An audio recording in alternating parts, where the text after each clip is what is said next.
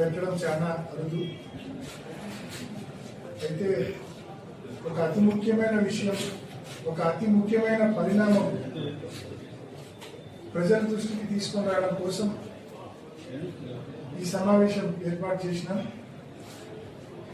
ముఖ్యంగా మీ అందరికీ తెలుసు, గడిచిన 3 రోజులుగా వైఎస్ఆర్ కాంగ్రెస్ పార్టీ నాయకులము ఎన్నికల కమిషన్ దృష్టికి తీసుకెళ్లాం.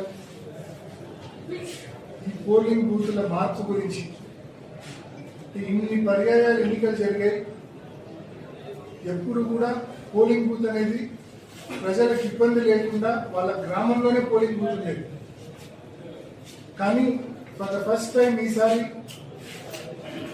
వాళ్ళ గ్రామంలో ఉన్న పోలింగ్ బూత్ అలాగే ఉంది, కానీ ఆ బూత్ లో వాళ్ళ ఓట్లు ఏమీ లేవు.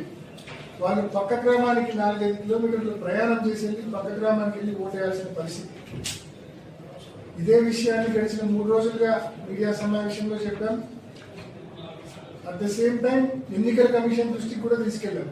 ఈ పరిణామాన్ని జిల్లా ఎన్నికల అధికారికి, రాష్ట్ర ఎన్నికల అధికారికి ఇద్దరి దృష్టికి తీసుకెళ్ళాం.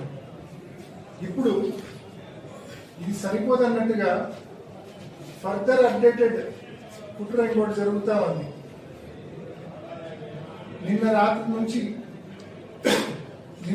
నుంచి ఎర్రిపల్లి గ్రామంలో, అదేవిధంగా నల్లచెట్టిపల్లి గ్రామంలో, కొత్తపల్లి గ్రామంలో టీడీపీ నాయకులు ఇంటింటికి పోయి